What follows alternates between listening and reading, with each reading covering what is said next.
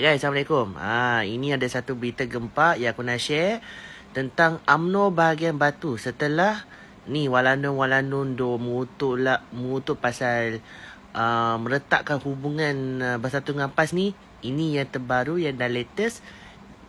Dekat mana tahu ni? UMNO Batu putus hubungan dengan PH Wilayah Persekutuan. UMNO bahagian Batu mengumumkan untuk memutuskan hubungan politik dengan Pakatan Harapan Wilayah Persekutuan selepas mendakwa tidak diberikan layanan adil dalam kerjasama politik di kawasan berkenaan. Ingatkan bila dah bergabung, kata apa ada kata apa bagi muka lah, rupanya tak.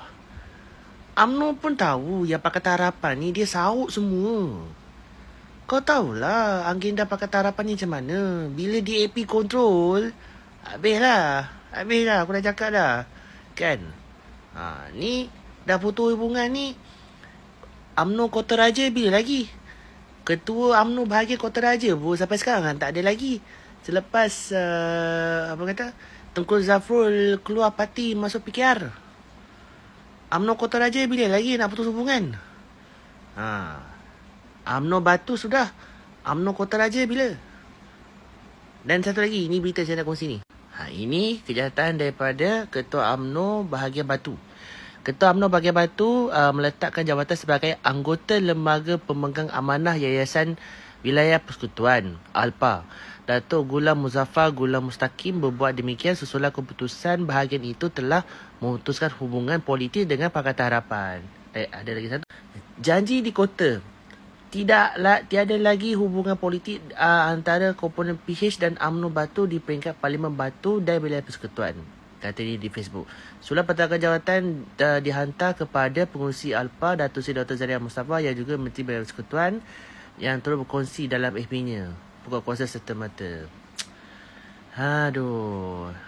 Makin lama makin menarik berita ni kan. Yang korang ni dok gaduh pasal hubungan di antara Bersatu dengan PAS lah. Lelet lah. Lalah makan tuan sendiri. Ni apa cerita ni? Aku rasa dah nampak dah ni. Aku dah nampak dah satu persatu ni. Tapi aku nak tunggu juga. UMNO Kota Raja bila nak putuskan hubungan lah? UMNO Kota Raja? Ketua bahagian pun tak ada lagi. Yang ketuanya Tengku Zafrul letak jawatan masuk PKR. Kau tahu kan si budak. Minta maaf lah aku cakap.